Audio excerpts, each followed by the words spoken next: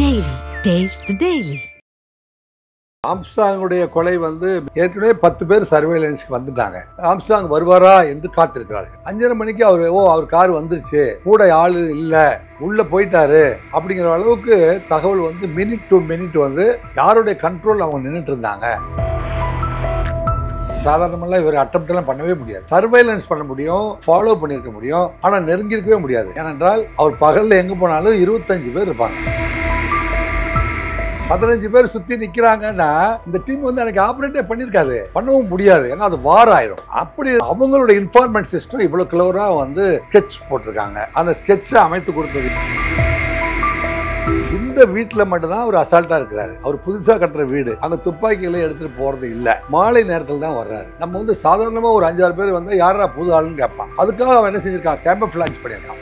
Swiggy உடை, அந்த மாதிரியான ஒரு கலர்ல உடையை போட்டுட்டு அதிவேகமா முடிச்சோடனே இவங்களை கார்ல ஏத்திட்டு வெளியூர் கொண்டு போயிட்டு திருவள்ளூர் மாவட்டத்தில் ஆஜர்படுத்திடலான்னு அங்க புதிய சட்டம் எல்லாம் அமல்படுத்தினதுக்கு பிறகு அந்த ஜூரிஸ்டிக்ஷன்ல தான் ஆஜர்படுத்தணும் அப்படிங்கறத தெரிஞ்சுக்கிட்டு இப்போது புதிதாக பதவியேற்றிருக்கிற திரு அருண் IPS அவர்களும் அவருடைய பிரஸ் மீட்ல ரவுடிகளுக்கு எந்த மொழி தெரியுமோ அந்த மொழியில் பேசப்படும் சொல்லியிருக்காரு. அருண் இப்படி சொன்ன உடனே பல ரவுடிகள் பார்டர் தாண்டி கேரளாவுக்கும் ஆந்திராவுக்கும் பெட்டி கட்டி விட்டார்கள்.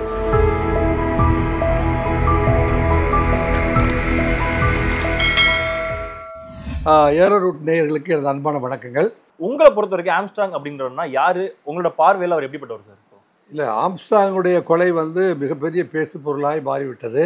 நாங்கள் 90களில் காவல்துறையில் நுழைஞ்சு பயணம் பண்ணும்போது மூர்த்தியாரோட அவர் இருந்ததாகவும் மூர்த்தியார் பூந்தமல்லியிலேருந்து திருவள்ளூர் அரக்கோணம் வரைக்கும் அவங்க செயல்பாடுகள் சமூக புரட்சியை ஏற்படுத்தணும் அப்படின்ட்டு அங்கங்கே கூட்டம் போடுறது, மீட்டிங் போடுறது, அவங்க ஜனங்களுக்கு ஏதாவது பிரச்சனைகள் வந்தால் அதுக்கு பாதுகாப்பு கொடுக்கறது, அதுக்கு ஏதாவது அடிதடி நடந்துச்சுன்னா அங்கே போய் அதை தீர்த்து வைக்கிறது, இந்த மாதிரியான விஷயங்களுக்கு தலைமை தாங்கி அவங்க போனதாக இருக்குது. மூர்த்தியார் இறந்த பிறகு அவருடைய பயணம் வடசென்னை பக்கம் வந்தது. வடசென்னை பக்கம் வந்தோடனே திரு ரங்கநாதன், எக்ஸ்எம்எல்ஏ திரு ரங்கநாதன், அவர் பக்கம் வந்தது. அவர் அப்போ காங்கிரஸ் பெரிய இயக்கத்துலேருந்து ப. சிதம்பரத்தோட அவங்களோட இவர் பயணம் பண்ணுறாரு.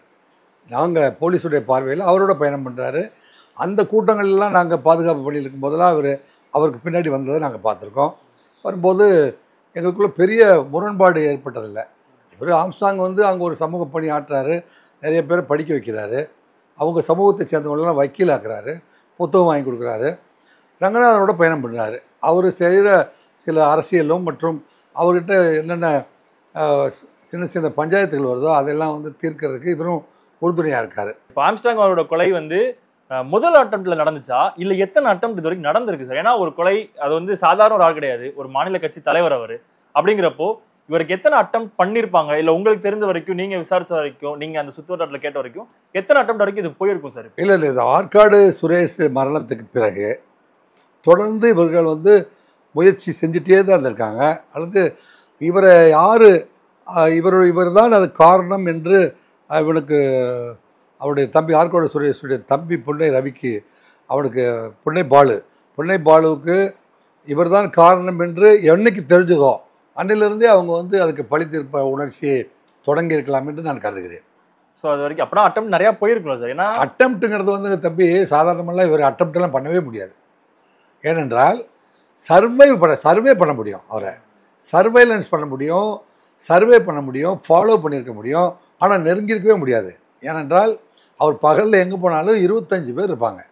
கல்யாணத்துக்கு இந்த முகப்பேரில் அந்த இதில் ஸ்ரீபாரி கல்யாண மண்டபத்தில் எம் கன்வென்ஷன் இந்த ஒரு இடத்துல எல்லாம் அவர் வந்திருக்காரு. இங்கே இந்த பெயின் ஸ்கூல் பக்கத்தில் இருக்கிற கல்யாண மண்டபம், இப்படி எல்லா கல்யாண மண்டபத்துலேயும் அவர் கல்யாணத்துக்கு வருகிற பொழுதுலாம் ஒரு மிகப்பெரிய கூட்டமே அலையே போகும். யாருன்னா ஆம்ஸ்ட்ராங் வந்திருக்காருப்பாங்க. ஏன்னா ஆம்ஸ்ட்ராங்கை 2 பக்கம் ஒதுக்கிட்டே போய் மேடையில் ஏறி அவர் பரிசு கொடுத்துட்டு திரும்பி வர்ற வரைக்கும் அவங்க சகாக்கள் 25-30 பேர் எல்லாருமே வெல் பில்ட் ஆட்களாக இருப்பாங்க. இதை நீங்கள் எல்லா கல்யாணத்துலேயும் பார்க்க முடியும். அவருக்கு யாரெல்லாம் பத்திரிக்கை வச்சாங்களோ அந்த கல்யாணத்துக்குலாம் அவர் வந்துட்டு தான் இருந்தார். வரும்போதெல்லாம் அவ்வளோ பெரிய கூட்டத்துக்குள்ள கூட அசால்ட்டெல்லாம் அவர் பக்கத்தில் யாருமே போக முடியாது. நானே கண்டு, ஏன்னா போலீஸ் ஆஃபீஸரை விட ஒரு மிகப்பெரிய அரசு, இப்போ மாயாவதி அவர்கள், திரு அண்ணாமலை அவர்களுக்கு, இப்போ திரு அண்ணாமலை அவர்கள் நடைப்பயணம் போனார் பார்த்தீங்களா, அப்போ ஜனங்க எப்படி விழுந்தாங்களோ அப்படி அவருடைய நடைப்பயணத்தில் எப்படி பாதுகாப்பு நடந்துச்சோ அந்த மாதிரி இவர் 2 பக்கமும் ஜனங்கள் உழுவுறதும், அவரை பார்க்க துடிக்கிறதும், அவர் நடுவில் நடந்து போகிறதும், அப்படியெல்லாம் வந்து காட்சிகளை நான் கண்டிருக்கிறேன். அப்படி இருக்கிற போது இந்த வீட்டில் மட்டும்தான் அவர் அசால்ட்டாக இருக்கிறாரு. அவர் புதுசாக கட்டுற வீடு, அங்கே துப்பாக்கிகளை எடுத்துகிட்டு போகிறது இல்லை, துப்பாக்கிகளை எடுத்துகிட்டு போகிறது இல்லை, மாலை நேரத்தில் தான் வர்றாரு. அப்போ அந்த இடத்துல அணுகணும் அப்படின்னா நம்ம வந்து சாதாரணமாக ஒரு 5-6 பேர் வந்தால் யாரா புது ஆளுன்னு கேட்பான்.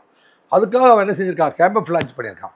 கேமஃப்ளாஜ்னா ஸ்விக்கி உடை, அவருக்கு என்ன கலரில் போடுவார்களோ அந்த மாதிரியான ஒரு கலரில் உடையை போட்டுட்டு அதிவேகமாக வந்து இறங்கி வேக வேகமாக, நீங்கள் அந்த கிளிப்பிங்கை பார்த்துருப்பீங்கன்னு நினைக்கிறேன், அதிவேகமாக கண்ணியமிக்க நேரத்தில் வந்து இறங்கி அவர், ஏன்னா வந்துட்டார். அது பெரிய எனக்கு அதிர்ச்சி விட்டும் செய்தி என்னென்னா, ஏற்கனவே 10 பேர் சர்வேலன்ஸ்க்கு வந்துட்டாங்க. வந்துட்டு ஆம்ஸ்ட்ராங் வருவாரா என்று காத்திருக்கிறார்கள். 5:30 மணிக்கு போல தான் வருவார். 5:30 மணிக்கு அவர் கார் வந்துருச்சு, கூட ஆள் இல்லை, இல்லைங்க அவர் வந்து உள்ளே போயிட்டாரு அப்படிங்கிற அளவுக்கு தகவல் வந்து மினிட் டு மினிட் வந்து. அப்போ அந்த டீம் வந்து அங்கே 6 பேர் தயாராக எந்த இடத்துல நின்றுட்டு இருந்தாங்க, யாருடைய கண்ட்ரோல் அவங்க நின்றுட்டு இருந்தாங்க, இதெல்லாம் காவல்துறை விசாரிக்கும். யாருடைய கண்ட்ரோலில் அந்த 6 பேரும் தயார் நிலையில் கத்தியோட மாட்டுடையோட ஒரு இடத்துல வந்து காத்திருந்தாங்க. அப்போது வந்து உள்ளே வந்துட்டு இறங்கிட்டாரு, 3 பேர் தான் உள்ளே போகிறாங்க, இல்லை 15 பேர் உள்ளே போகிறாங்கன்னா அவங்க வந்திருக்கே மாட்டாங்க. அன்றைக்கி 15 பேர் சுற்றி நிற்கிறாங்கன்னா இந்த டீம் வந்து அன்றைக்கி ஆப்ரேட்டே பண்ணியிருக்காது. புரியுதா உங்களுக்கு? பண்ணவும் முடியாது, ஏன்னா அது வார் ஆயிடும். அப்போ இந்த பக்கம் எத்தனை பேர், அந்த பக்கம் எத்தனை பேர்னு அது நமக்கு கணக்கு சொல்ல முடியாது. அப்படி இதில் வந்து அவங்களோட இன்ஃபார்மெண்ட் சிஸ்டம் இவ்வளோ கிளவராக வந்து ஸ்கெட்ச் போட்டிருக்காங்க. அந்த ஸ்கெட்சை அமைத்து கொடுத்தது யார் அப்படிங்கிறதும், இதுக்கு முன்னாடி வந்து மாட்டுடையோடு வந்து ஒரு மேடையில் வந்து ஒரு எப்படி நாட்டியத்துக்கு அரங்கேற்றத்துக்கு ஒரு இடத்துல ஓரமாக நின்று தயாராக நிற்பாங்களோ, எந்த இடத்துல தயாராக நிறுத்தப்பட்டிருந்தார்கள், அங்கேருந்து அதிவேகமாக அந்த பைக்கெலாம் கொடுத்து அந்த ஆயுதமெல்லாம் கொடுத்து அனுப்பி வைக்கிறது யார், போயிட்டீங்களா முடிச்சோடனே வந்து இவங்களை காரில் ஏற்றிட்டு வெளியூர் கொண்டு போயிட்டு பெரியபாளையம் பகுதியில் போய் ஆஜர்படுத்தலாம், திருவள்ளூர் மாவட்டத்தில் ஆஜர்படுத்திடலான்னு முடிவெடுத்தது யார், அங்கே வந்து புதிய சட்டமெல்லாம் அமல்படுத்துறதுக்கு பிறகு அந்த ஜூரிஸ்டிக்ஷனில் தான் ஆஜர்படுத்தணும் அப்படிங்கிறத தெரிஞ்சுக்கிட்டு செம்பியம் வந்து அப்ரோச் பண்ணிவிட்டு அண்ணா நகரில் கொண்டு வந்து அவங்கள சேஃபாக வந்து சரண்டர் பண்ணுறது யார், இந்த விஷயங்கள் எல்லாம் கண்டிப்பாக வந்து காவல்துறை என்ன கேள்வியாகவே இருக்குது. இதுக்கு இன்னும் விடை, இந்த கேள்விகளுக்கெல்லாம் காவல்துறை வந்து பதில் பெற்றுக்கொள்ளும். இதை என்கொயரியை பொறுத்த வரைக்கும் ஊடகவியலில் நம்ம இந்த கேள்விகள்லாம் சொல்கிறோம், அவங்க தவறி போயிருந்தால் அந்த கேள்விகளை எடுத்துக்கொள்ளலாம்.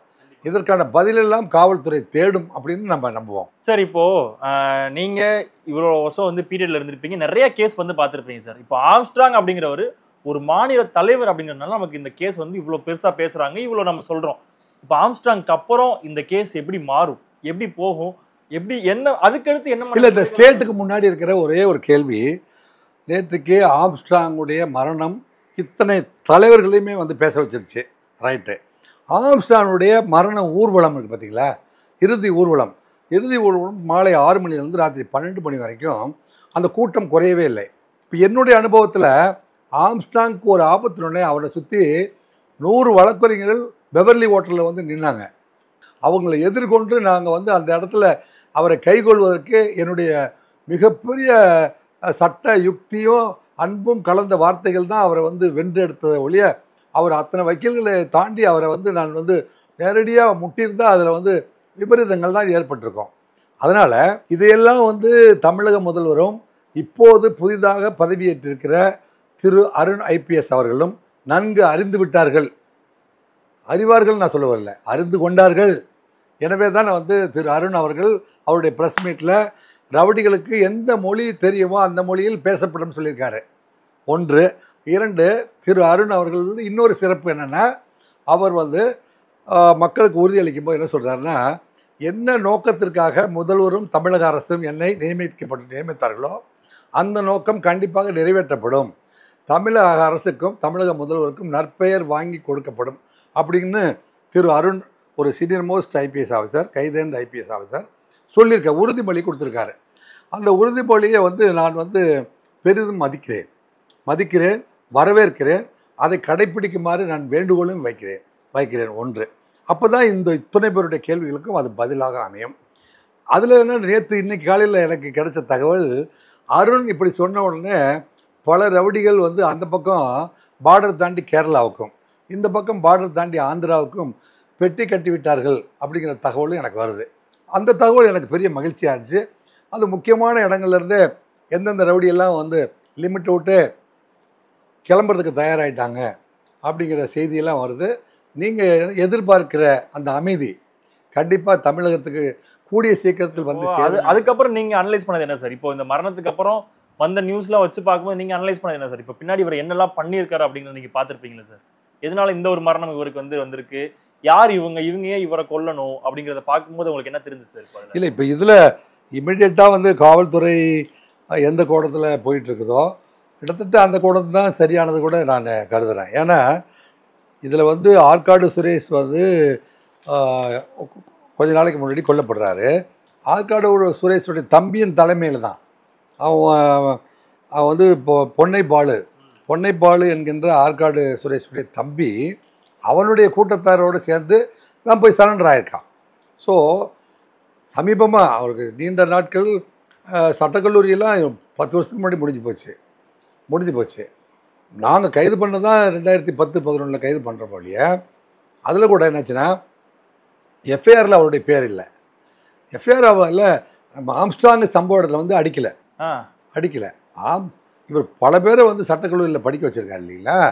அதில் சில மாணவர்கள் இருக்காங்க, ஆம்ஸ்ட்ராங் சொல்லித்தான் அவங்க வந்து அடித்தாங்க அப்படிங்கிற மாதிரி பலர் வந்து சொல்ல ஆரம்பிச்சிட்டாங்க.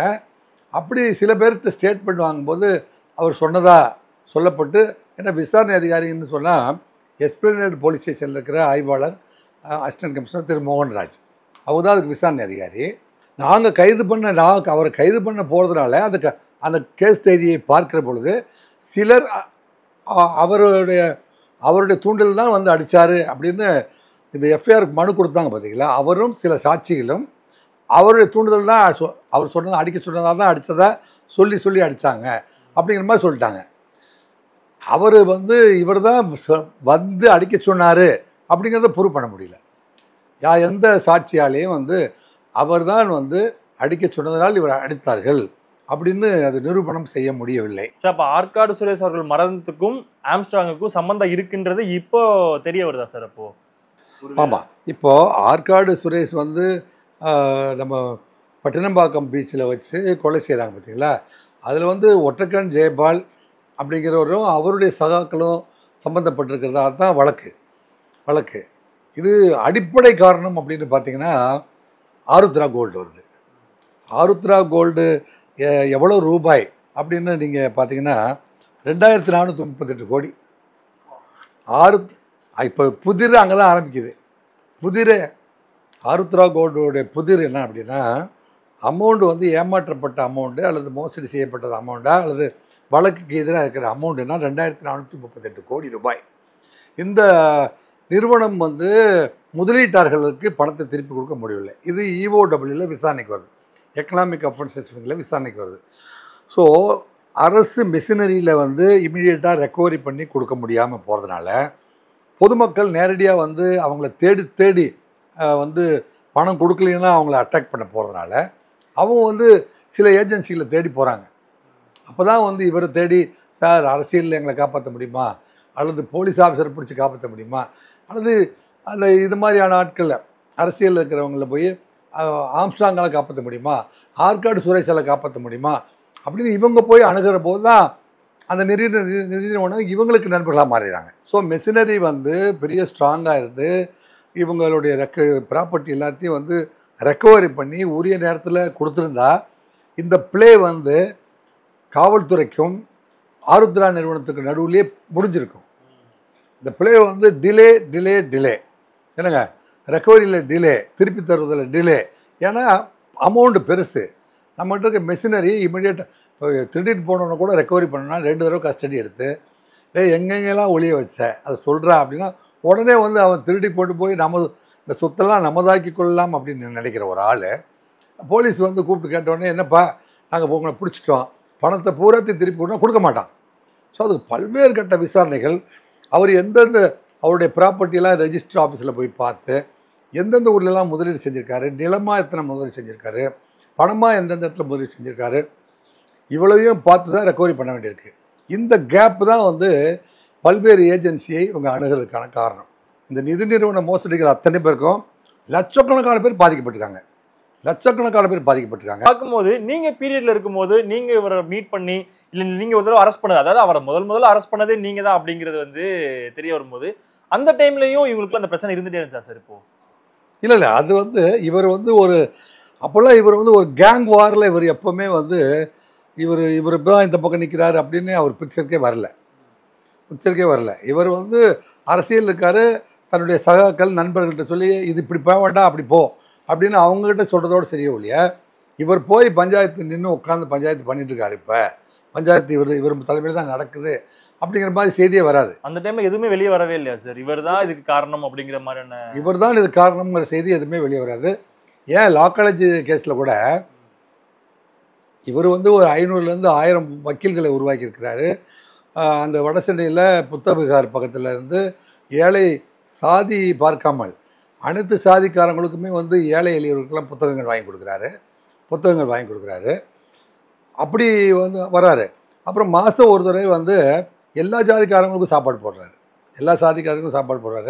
கிட்டத்தட்ட மாநில தலைவர் ஆனவருக்கு பிறகு அவர் தன்னை அதுக்கு ஏற்ப வந்து உருவாக்கிட்டார். நாகரிகமான வாழ்க்கை, நல்ல ட்ரெஸ் பண்ணுறது, இல்லைங்க அவர் கூட வர்றவங்க எல்லாருமே நல்ல ட்ரெஸ் பண்ணுறது, இப்போ எப்போவுமே வழக்குரைஞர்களுக்கு ஏற்ற ஒரு நல்ல காரில் போகிறது, அந்த மாதிரியான செட்டப்புக்கு அவர் வந்துட்டார். ஓகே சார், நன்றி சார், தேங்க்யூ சார். மிக்க நன்றி, வணக்கம்.